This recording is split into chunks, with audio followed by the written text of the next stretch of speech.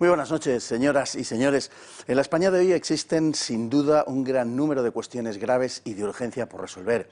Pero todas ellas dependen de que España siga existiendo y tenga un futuro. Tanto la existencia como el futuro de nuestra nación están hoy muy seriamente amenazados. Y de todas las amenazas, que son muchas, la más grave es la demográfica. Los últimos datos al respecto son contundentes y desoladores.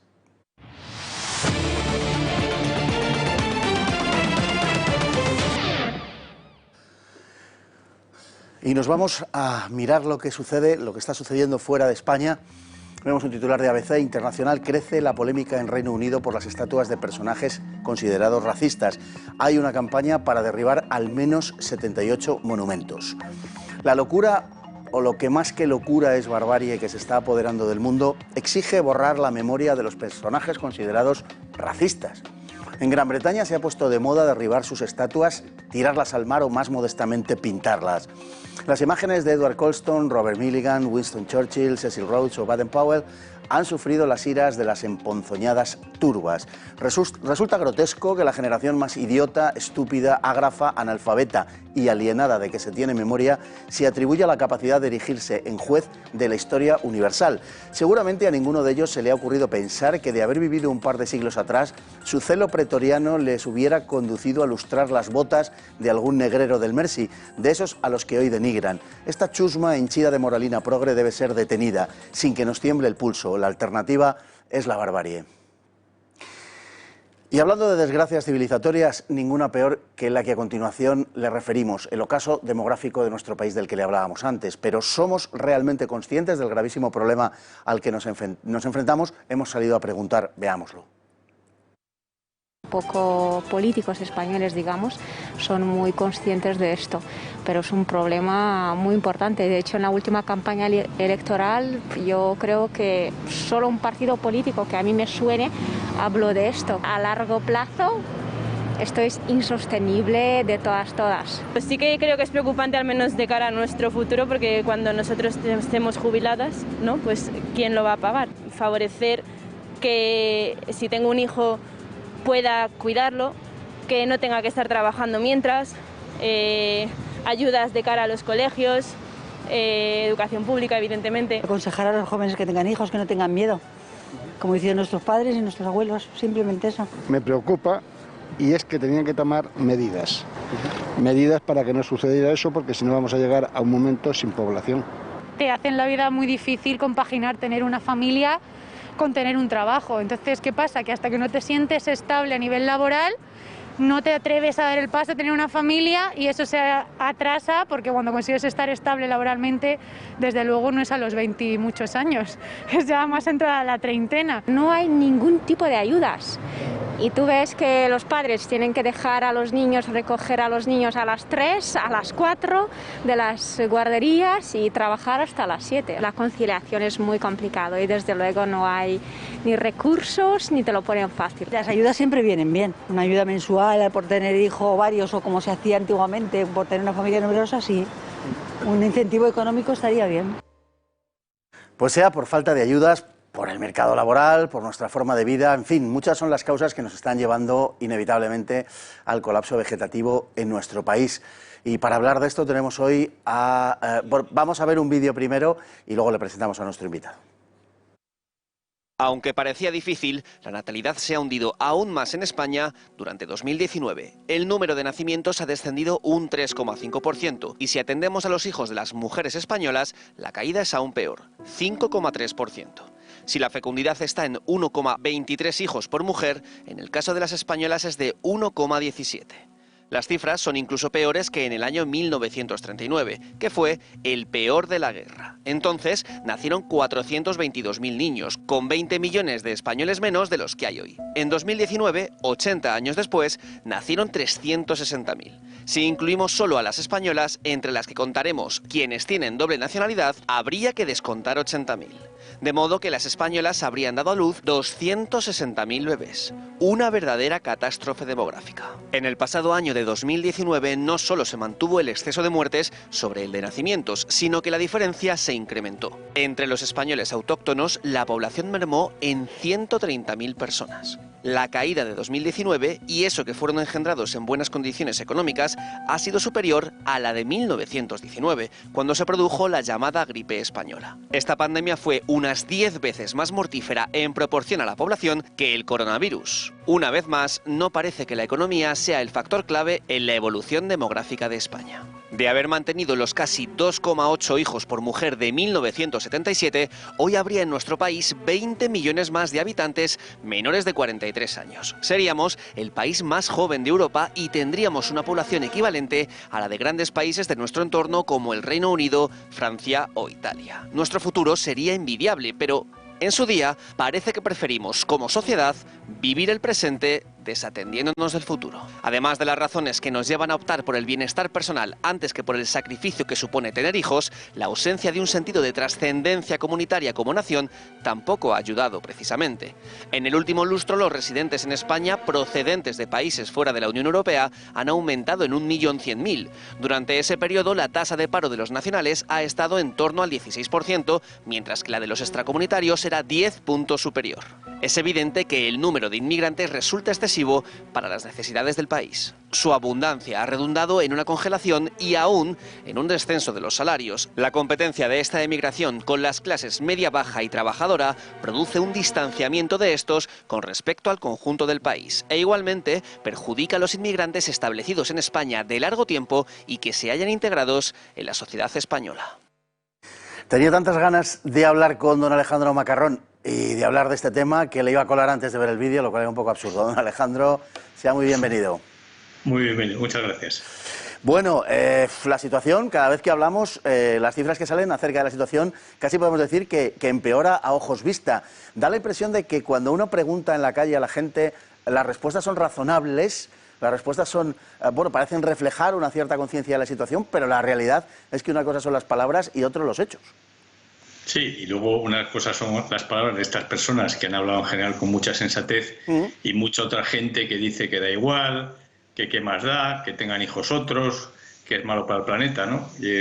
Realmente el vídeo empezaba preguntando si teníamos conciencia del problema, ¿no? Hay dos formas clarísimas de ver que no existe conciencia en la sociedad española suficiente.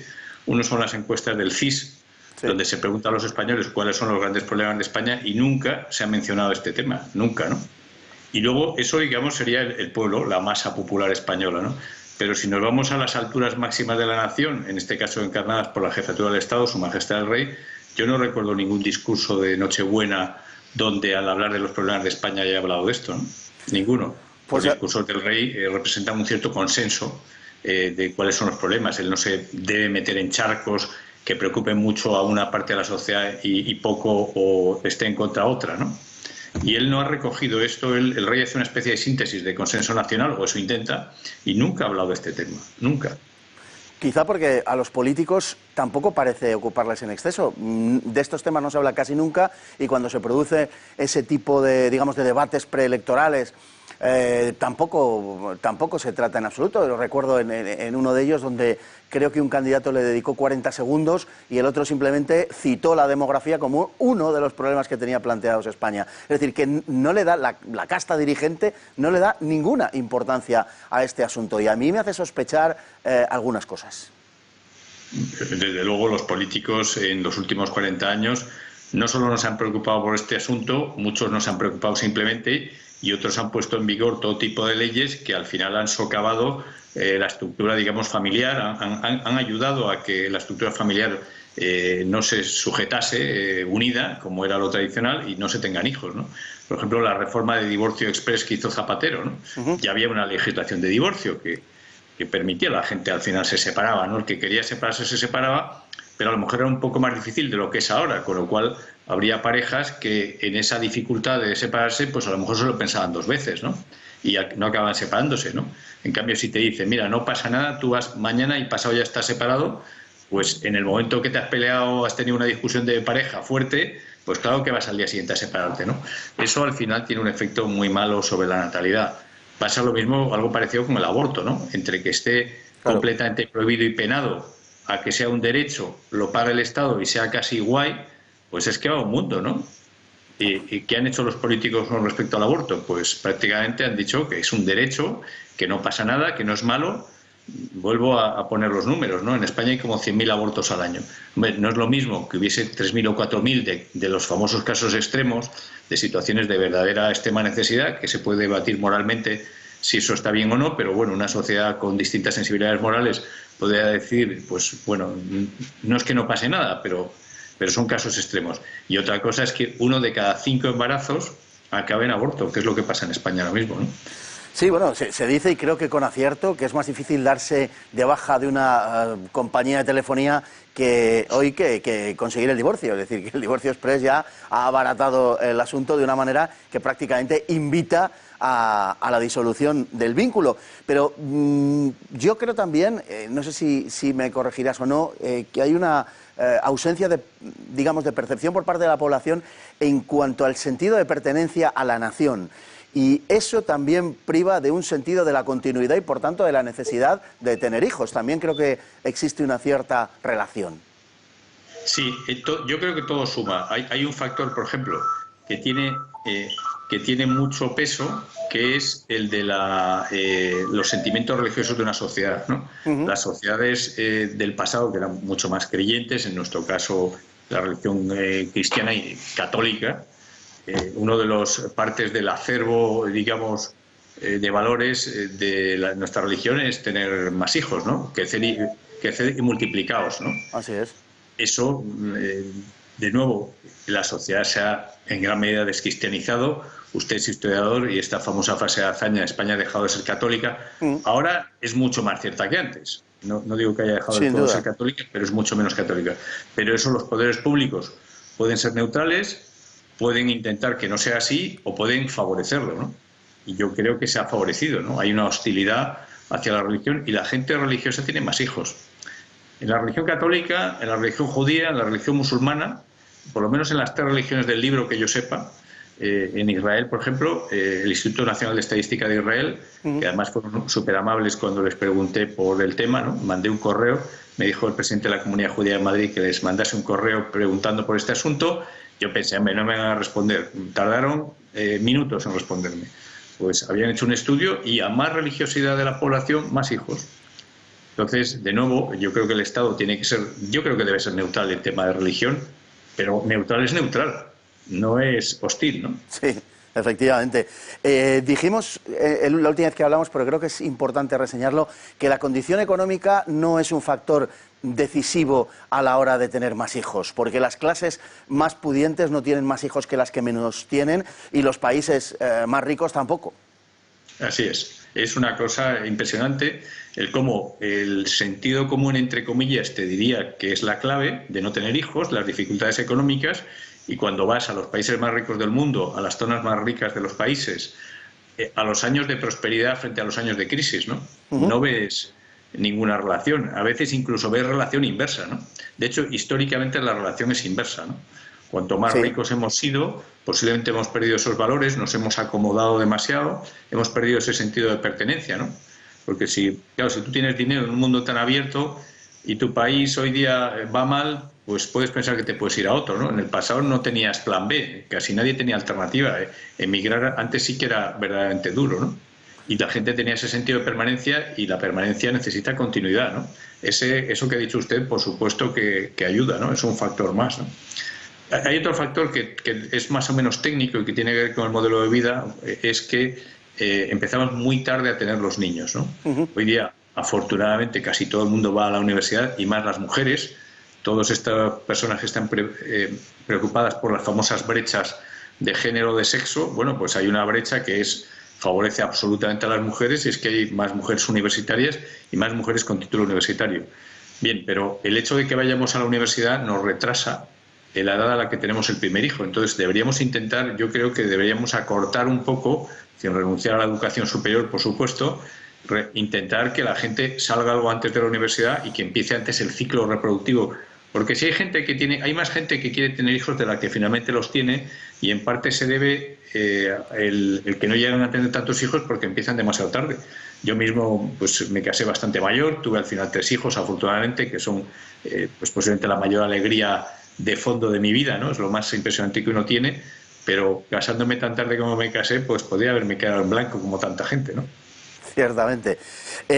Bueno, en términos generales, la natalidad ha bajado, pero en España sigue bajando, pero si nos atenemos además a las cifras de las españolas, podemos anunciar una catástrofe. Y no queremos ser catastrofistas, pero estamos describiendo un panorama. Sí, ahí llevamos casi un siglo hablando de las dos Españas. Bueno, pues en demografía también hay dos Españas.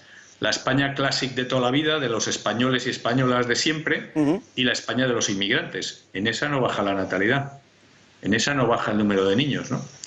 Y eso también podemos ligarlo con lo que comentamos hace un momento. Resulta que la España más pobre es la España inmigrante, ¿no? Y es la que más hijos tiene. O sea que, como se suele decir, átame esa mosca por el rabo, ¿no? Si los problemas son económicos, ¿por qué quienes más hijos tienen son los españoles o habitantes de España más humildes que hay ahora, ¿no? Pero sí, en el caso de los españoles, usted que es historiador, don Fernando, las referencias que yo encuentro, que no son exactas porque la demografía histórica no es exacta, pues es que debemos estar en unos nacimientos, en un número de nacimientos de españoles parecidos a los del siglo XVII. Sí. Bueno. Sí. Desde luego no tiene comparación alguna con la época contemporánea. De eso podemos estar absolutamente seguros en cuanto a las cifras. Así es. Bueno, hay una última cuestión que me gustaría plantear. Si hubiéramos mantenido la tendencia que se trunca a partir de 1977, seríamos el país con mayores perspectivas de Europa Occidental. Es importante decírselo a la población. Es impresionante, efectivamente, esos análisis que ustedes llaman contrafactuales, ¿no? Y se me entretuve en calcular qué habría pasado si hubiésemos mantenido el número de nacimientos que había en 1976, que no era explosivo. Estábamos hablando de 2,8, incluso un poco menos de 2,8 hijos por mujer de media, que es más o menos la mitad de la natalidad histórica que había pues un siglo antes, ¿no? Y en siglos anteriores, ¿no? Por mujer. O sea, ya no es una cosa agobiante que las mujeres tengan que tener 7 hijos, ¿no? Porque se morían más de la mitad. Entonces, si hubiésemos mantenido eso, tendríamos ahora mismo, como decían en el vídeo anterior, unos 20 millones más de españoles, todos menores de 43 años, muchísimos más niños y jóvenes. Tendríamos una población, como se decía ahí, similar a la de los 3 grandes de Europa, quitando Alemania, que es todavía un poco más poblado, y tendríamos además una población súper joven. Sería, vamos, como la noche y el día. Si uno ve, cuando ven, hice un dibujo que eran las 2 pirámides de población, la que tenemos y la que habría, y es que se ve cómo nos hemos comido el futuro. Es que nos lo hemos comido literalmente. Es que tenemos muchísimo. Si los niños son el futuro y nacen solamente 270.000 españoles al año, es la 4ª parte de los que nacerían si hubiésemos mantenido esa proporción, ¿no? Es impresionante. Realmente, yo cuando vi eso, es que dan ganas de llorar, y sobre todo que no se reaccione, ¿no? Una sociedad, porque esto no es física nuclear. No hace falta ni siquiera lo que usted habrá hecho alguna vez de meterse en archivos complicadísimos con letra gótica y decir qué rayos pone ahí. Es que estos son números facilísimos de entender. Esa era mi pregunta. Esa era mi última pregunta. Realmente, si por fin, no se me alcanza cómo, pero imaginemos que de repente fuéramos capaces de cambiar la tendencia, ¿sería demasiado tarde? No, vamos a ver, nunca es tarde si la dicha llega, ¿no? Nos costaría más recuperar, pero en la vida siempre, menos cuando uno ha muerto, puede ir o hacia mejor o hacia peor. O sea, realmente hay gente que también dice, esto ya es irreversible para siempre. No existen evidencias históricas de una situación con tan poca natalidad. Nunca ha pasado esto, por tanto tampoco sabemos si se le puede dar la vuelta. Yo no comparto esos juicios catastrofistas y gente incluso que dice que es imposible hacer políticas natalistas porque no sirven de nada. Vamos a ver, si llevásemos 40 años de políticas natalistas fracasadas en España, pues sería lícito tirar la toalla. Cuando llevamos 0 años de políticas natalistas en serio, tirar la toalla es una estupidez a la luz de los datos empíricos, ¿no? Así es, don Alejandro, suscribo todo lo que dice, incluso lo de los 3 hijos. En eso también coincidimos. Pues le envío un sincero abrazo y muchísimas gracias por estar con nosotros. Muchas gracias, don Fernando. Gracias. Un placer.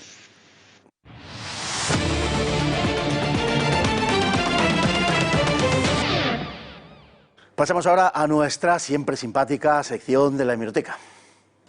Quiero dirigirme en primer lugar a los niños y niñas que nos estáis viendo. Yo sé que seguir una comparecencia del Gobierno en la Moncloa puede ser un poco aburrido, pero sé que muchos y muchas estáis con vuestros padres, con vuestras familias. Hoy hablamos de vosotras y de vosotros, y lo primero es que querría pediros disculpas. Porque es verdad que en los últimos días, en las últimas horas, en el Gobierno no hemos sido todo lo claros que deberíamos a la hora de explicar cómo vais a poder salir a partir del domingo a dar paseos con vuestras familias. Sé que este confinamiento para vosotros y vosotras, para los niños y niñas, no está siendo nada fácil. Habéis tenido que dejar de ir al colegio y estar con vuestros profesores y con vuestros amigos. Habéis dejado de ver a muchos amigos y a muchos familiares. Tenéis que jugar en casa y no habéis podido salir a la calle a jugar. Y quiero daros las gracias. Quiero que entendáis que cuando se tienen que tomar decisiones que son muy difíciles, a veces nosotros podemos hacer mal las cosas y por eso os estamos pidiendo perdón. Y también por eso os queremos dar las gracias por lo que habéis demostrado.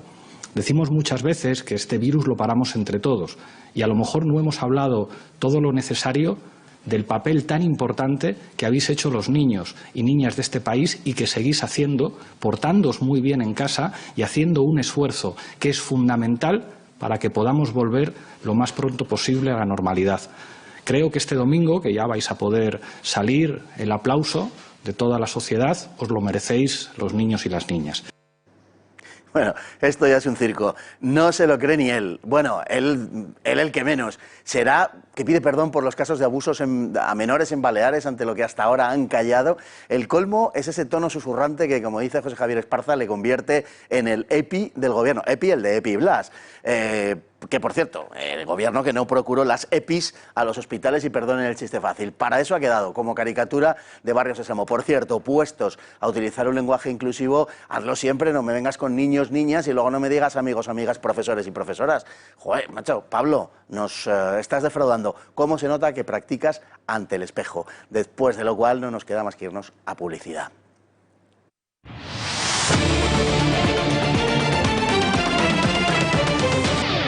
Lo que vamos a ver a continuación tiene una gran importancia en todo lo que está pasando en nuestros días. La pujanza de la izquierda en los pasados años está relacionada con una organización denominada Foro de Sao Paulo.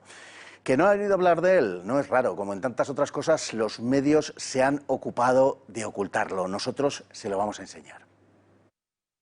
A finales de los años 80, la caída del muro de Berlín y el desmantelamiento del bloque soviético dejó sin referentes a la izquierda internacional, que se vio obligada a reinventarse. Uno de esos esfuerzos cuajó en Brasil en 1990, donde el comunista Partido de los Trabajadores convocó a la izquierda de toda Hispanoamérica para afrontar su desastrosa deriva en aquellos días. De los participantes en el primer foro, solo los comunistas cubanos se encontraban en el poder. En su primera resolución, reunidos en Sao Paulo, establecieron: las organizaciones políticas reunidas en Sao Paulo encontramos un gran aliento para reafirmar nuestras concepciones y objetivos socialistas, antiimperialistas y populares en el surgimiento y desarrollo de vastas fuerzas sociales, democráticas y populares en el continente que se enfrentan con las alternativas del imperialismo y el capitalismo neoliberal y su secuela de sufrimiento, miseria, retraso y opresión antidemocrática. Esta realidad confirma a la izquierda y al socialismo como alternativas necesarias y emergentes. La estrategia del Foro de Sao Paulo se basó en desestabilizar los países americanos y conducirlos a través de la imposición de lo que más adelante sería conocido como el modelo chavista venezolano hacia el socialismo y el comunismo. Y tuvo éxito. En 1998 Venezuela cayó en manos de Hugo Chávez y tras él el propio Partido de los Trabajadores de Lula da Silva en Brasil en 2002. Aunque no todos los triunfos de izquierda en el continente cabe atribuirlos a la labor del foro, es indiscutible que este tuvo una cierta influencia. Así, a Brasil le siguió en 2005 Uruguay y tras él una verdadera cascada de naciones: Bolivia, Chile, Ecuador, Nicaragua, Paraguay, El Salvador, Perú, la República Dominicana y México. El éxito del foro en América animó su extensión a otras partes del mundo, sobre todo a Europa y también a África y Asia. Su estrategia no es uniforme y apoya diferentes versiones de izquierda en función de cada situación, de manera que no puede hablarse de la imposición de un modelo determinado que valga para todo el continente. Obviamente, es muy diferente Nicaragua de Chile y habría sido un error extrapolar una experiencia concreta y extenderla por todo el continente sin tener en cuenta las peculiaridades. Desde sus comienzos, el Foro de Sao Paulo se ha ido reuniendo en diversas partes de Iberoamérica. Sus conexiones con el mundo del narcotráfico son evidentes, pero ni siquiera esto ha logrado salvaguardar a algunos de los gobiernos más izquierdistas en Hispanoamérica. La ideología comunista y socialista del foro es diversa y abarca desde comunistas ortodoxos hasta socialdemócratas de corte europeo. Lo que tienen en común es una cultura progresista y una tendencia antiimperialista, lo que viene a significar contraria a Washington. El aspecto indigenista es también muy destacable y en alguno de esos movimientos resulta ser el esencial. Precisamente en la medida en la que una izquierda que se quería patriótica se ha basado en el indigenismo en lugar de en su herencia española, ha quedado inerme ante el poder estadounidense, pues el indigenismo, como mito movilizador, se ha mostrado muy débil y en no pocos lugares de Hispanoamérica contraproducente o sencillamente inocuo. Además, desde el 25 Encuentro de Caracas celebrado en 2018, el foro aceptó la agenda de género, que hasta entonces había estado evitando, dado que dos de los principales países, Cuba y Venezuela, los más ortodoxamente comunistas, la rechazaban. Hoy promete luchar para implementar dicha agenda, calcada de la de Naciones Unidas. El Foro de Sao Paulo está hoy formado por 109 organizaciones, pertenecientes a 26 países de América. Las organizaciones patrióticas y antiglobalistas de la región consideran que se trata de un organismo conspirativo que trata de imponer el socialismo en América. Felipe Martins, asesor del presidente brasileño, le niega la condición de plataforma política, prefiriendo considerarla una organización criminal por sus vínculos con el terrorismo y el narcotráfico. Don Javier Villamor, muy bienvenido. Muy buenas noches, Fernando. Foro de Sao Paulo. Es, en origen, el año 90, una respuesta al derrumbe del bloque del Este y a lo que se parecía avecinar como desaparición del socialismo, por lo menos del socialismo real, ¿no? En cuanto se queda la izquierda mundial huérfana de ese ejemplo soviético-ruso, obviamente se pone la maquinaria a pensar cómo pueden continuar con ese tipo de políticas y en este caso, en el ámbito iberoamericano, surge esta propuesta, obviamente llevado por, en principio, los más radicales. Por aquel entonces, cuando se forma, solo Cuba estaba en el poder como Estado, o sea, dentro de un poder soberano y por lo tanto todo lo demás eran proyectos, pero como hemos visto en el vídeo, poco a poco consiguieron sus objetivos hasta el día de hoy de pervertir esa idea, porque recordemos que esto se presenta como el socialismo del siglo XXI, por no decir comunismo actualizado. Pero bueno, ya vemos cómo manejan ellos la narrativa y les ha ido muy bien, porque al fin y al cabo han conseguido, o consiguieron prácticamente todo el continente sudamericano, aunque ahora poco a poco lo han ido perdiendo. Tenemos el caso de Brasil, tenemos Bolivia, y yo creo que también, al igual que el efecto dominó de la izquierda, que consiguió las victorias, va a haber un efecto dominó contrario, muy semejante al que quizá pase en Europa. El primero que convoca el Foro de Sao Paulo, precisamente se celebra en esa ciudad brasileña, es el Partido de los Trabajadores de Lula da Silva, pero realmente el buñidor de toda la estrategia es Cuba, que es es el único país que está, o el único partido de corte comunista que está en el poder, que ve cómo la caída de la Unión Soviética le va a dejar completamente aislado. Es que Cuba no sería lo que ha sido si no hubiera sido por el apoyo de la Unión Soviética, eso es obvio, ¿no? Y en ese momento, ellos no son tontos, llevan en el poder más de 50 años y obviamente lo que quieren es continuarlo y sobre todo hacerse cargo, porque aunque mucha gente piense que, digamos, Venezuela o en su momento Chávez eran los que más mandaban, los que está detrás de todo lo que está pasando en el continente sudamericano es Cuba, desde el manejo de tráfico de drogas, incluso la venta de drogas, el blanqueo de dinero en Panamá, todo eso es lo que maneja Cuba y que también ha ido enseñando a esos estados, por ejemplo, el tema de control de la ciudadanía, imposición, totalitarismo, prácticamente control policial, que es lo que se está aplicando hoy en día, porque hemos visto históricamente que estos regímenes de izquierda comunista o izquierda radical no se sostienen si no es por el uso de la fuerza. La gente quiere salir como sea de esos países, a no ser obviamente que vivan del bote, ¿no? Al estar solamente, digamos, en el gobierno los cubanos y en el resto de países pues formar parte o de la oposición o en algunos casos ser fuerzas muy marginales, el objetivo básico es desestabilizar Iberoamérica, Hispanoamérica. Tradicionalmente Iberoamérica ha sido el patio trasero de Estados Unidos y obviamente esto era una oportunidad única para separarlo, digamos, de alguna manera de esa importancia estratégica que tiene para Estados Unidos. No ha sido tanto así. No hay que ser ingenuos y hay que pensar que si muchos de estos gobiernos han estado, están o incluso van a estar apoyados de alguna manera es porque algunos intereses hay a la hora de conseguir, por ejemplo, recursos, materias primas, ¿no? En el caso de Venezuela, Estados Unidos a día de hoy sigue comprando petróleo. En Cuba algún interés tendrán para que siga ahí, apenas 30 millas de la costa de Florida. Y entonces, bueno, hay que ver más allá de lo que nos dicen. Esto de la dialéctica antiimperialista muchas veces es pura retórica, pero entre lo que es el idealismo, la narrativa y la realpolitik, que se dice, ¿no? Hay un gran paso, y cuando estás en el poder no eres tonto. Entonces, de lo que dijiste para llegar al poder a cómo actúas, solo hace falta ver nuestro Partido Socialista en el gobierno español, ¿no? Cómo mintió para llegar al poder, cómo sigue mintiendo para mantener el poder. Esto es la misma tónica. Una parte del discurso de la izquierda actual sobre todo a la izquierda que se plantea, digamos, la política de un modo más populista, procede del Foro de Sao Paulo. Quiere decir que actúa como un think tank. Sí, en sus orígenes, obviamente, eran toda esa izquierda heterogénea, desde el centro-izquierda, izquierda radical, comunistas, terroristas, aunque por mucho que el Partido Trabajador de Lula no admitiera o dijera que nunca ha admitido a las FARC, sí que de alguna manera había la explotación de ese grupo terrorista prácticamente, como decía antes, por el manejo de la droga. Ahora bien, vemos desde el origen que es muy heterogéneo y por lo tanto, como también habéis dicho en el vídeo, la forma de llevar a cabo esas políticas en cada país difiere mucho también de la idiosincrasia. El tema de cómo acercarte de una forma más, no digo radical, porque quizá lo que pasó en Argentina, aunque sean completamente de ese corte, ha sido casi más demócrata, de una forma más amable. En otras, Chávez llegó al poder después de unas elecciones a pesar de un intento de golpe de Estado. Por lo tanto, no es todo como lo pintan del poder popular, el pueblo unido, jamás será vencido, etcétera, ¿no? Obviamente, estos han ido por la corte clásico. Bueno, digamos que han ido con el ensayo-error. Pruebo una cosa, si veo que no funciona, en otro sitio intento otra cosa. Me presento como defensor de las minorías. Ahora, antes eran minorías raciales, ahora son minorías sexuales. Es política, es decir, todo lo que les valga lo van a utilizar.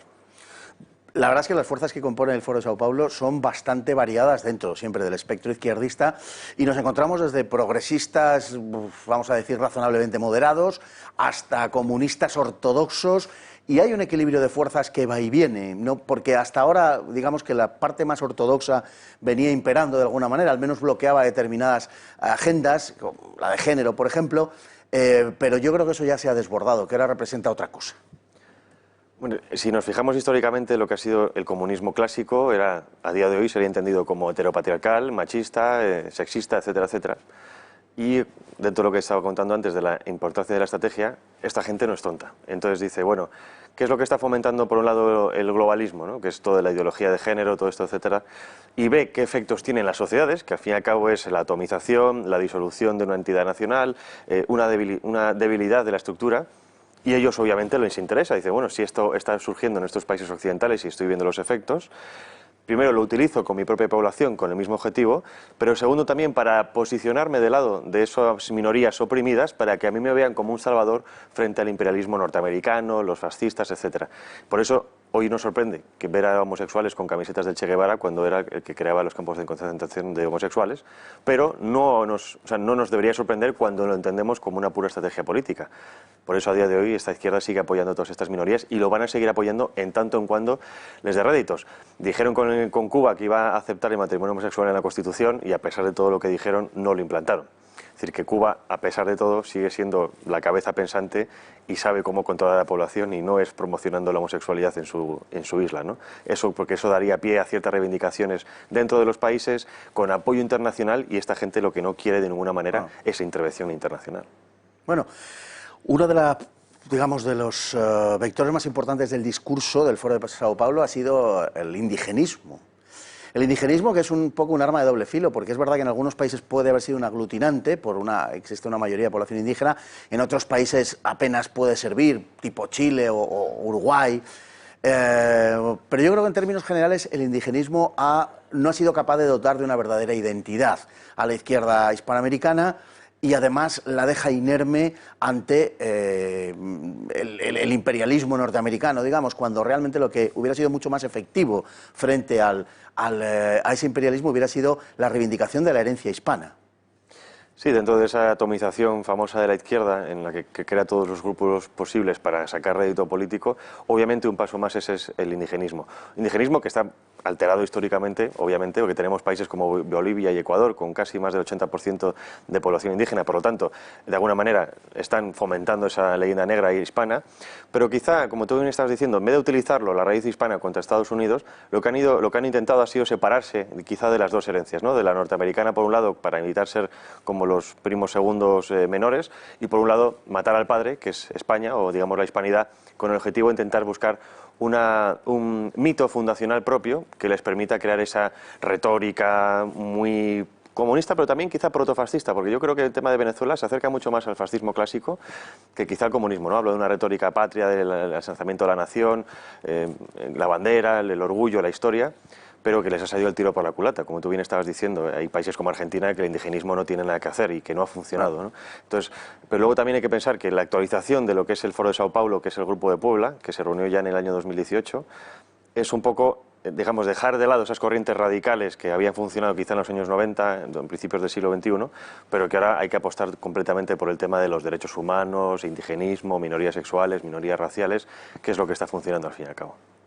Luego hay otro elemento que se suponía también y que sin duda ha oficiado de esa manera como aglutinante, que es la oposición al imperialismo, la figura clásica del imperialismo casi caricaturesca que representa Washington.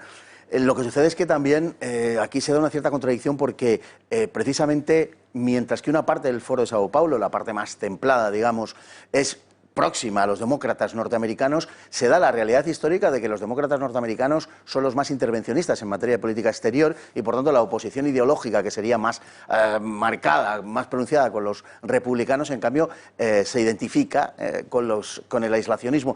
Y, por tanto, no ha terminado de funcionar del todo, a un nivel quizá muy primitivo, sí, pero, por ejemplo, ¿qué digo yo? Los chilenos son bastante próximos a los demócratas norteamericanos, digo la izquierda, no los socialistas. Ese es el ejemplo de la realpolitik. Una cosa es lo que tú digas en el grupo, lo de tus intenciones, y otra cosa es sacar adelante un país. Como tú bien estabas diciendo, los demócratas, por mucho que se hayan presentado como ahora mismo se presenten quizá como lo más globalista desde un punto de vista pro derechos humanos, han sido los que más han intentado intervenir, porque son los que les interesaba más ampliarse hacia estados del sur de Estados Unidos con el objetivo de fomentar también ese tipo de ideas, porque al fin y al cabo el Partido Demócrata es otro más de esos partidos a nivel internacional que promocionan lo mismo y que también hay oscuros intereses, ¿no? Digamos que las élites que siempre han apoyado al Partido Demócrata, o digamos la clase política, siempre ha sido bastante más, y perdón por la expresión, mafiosa de lo que quizás ha sido el Partido Republicano. Un Partido Republicano más conservador, más tradicional, más de cara, más águila también quizá, y quizá también por eso mucho más sincero a la hora de fomentar o de proponer ciertas políticas. Por eso nos encontramos, como tú te estabas diciendo, pues Chile, que ha sido más cercano a Estados Unidos, pero que hoy en día, en este caso, por ejemplo, Michelle Bachelet, no solo estaba patrocinada o incluso valorada a nivel internacional por la promoción del aborto en Chile, sino que a día de hoy ocupa un puesto importante en la ONU. Entonces vemos cómo muchos de estos países o aplicar estas políticas son un trampolín para estos políticos a la hora de alcanzar, digamos, un retiro soñado en alguna institución supranacional, bien sea la OEA o bien sea Naciones Unidas, ¿no? Al fin y al cabo, como decías en el vídeo, sorprendentemente lo que están aplicando son políticas globalistas, a pesar de decir que van contra el imperio y contra todo lo que signifique. Ahí es donde vemos esa cierta unión, que a veces la gente no quiere entender, entre los poderes fácticos y estos poderes que ahora dicen que son antisistema.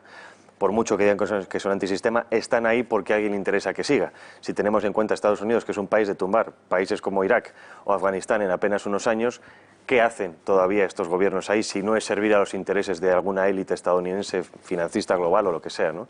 Ahí hay mucho que tirar, porque en este caso, por ejemplo, el tema de Venezuela o incluso Colombia, interesa, aparte de Estados Unidos, que exista ese tráfico de droga, porque a cambio tienen un tráfico de armas.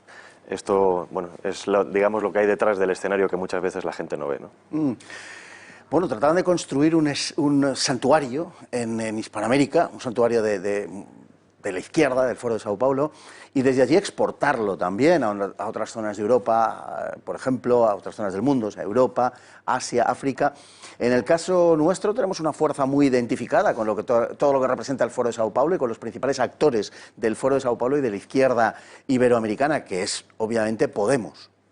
Podemos y recientemente el querido por todos Zapatero, sí, señor. Que es el que además ha estado diciendo que había que crear las condiciones objetivas para que Estados Unidos sufriera lo más posible, ¿no? Que no es algo que está pasando actualmente, pues ya vemos que lo que es la defensa de los derechos humanos o quizá de la legalidad no es tanto como dicen.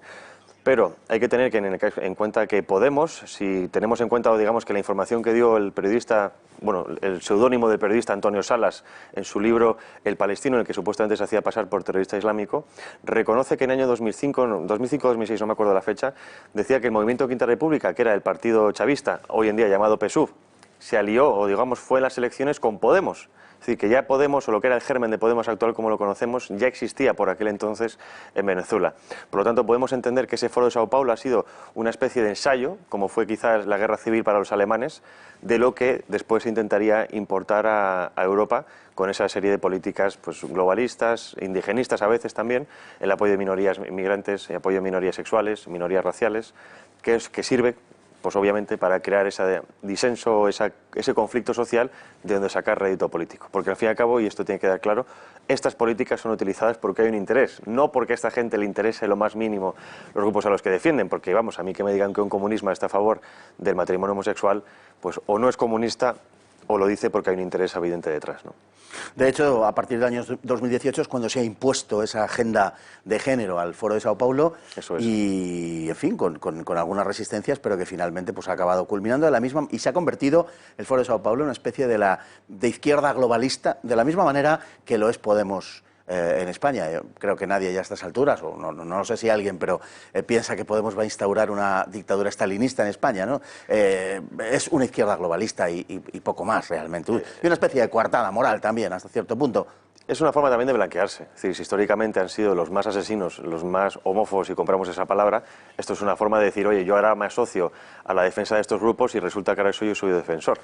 Hay que entender esto como lo que es. Y si entendemos, quizá, vuelvo a poner el ejemplo que te pongo siempre, el del libro de la extraña muerte del marxismo, esto no es más que una regurgitación más, quizá, de esos poderes absorbidos por el mundo liberal para continuar con su misión de desestabilización. La metamorfosis. Pues, don Javier, muchísimas gracias a vosotros por estar con nosotros, siempre tan ilustrativo y tan pedagógico.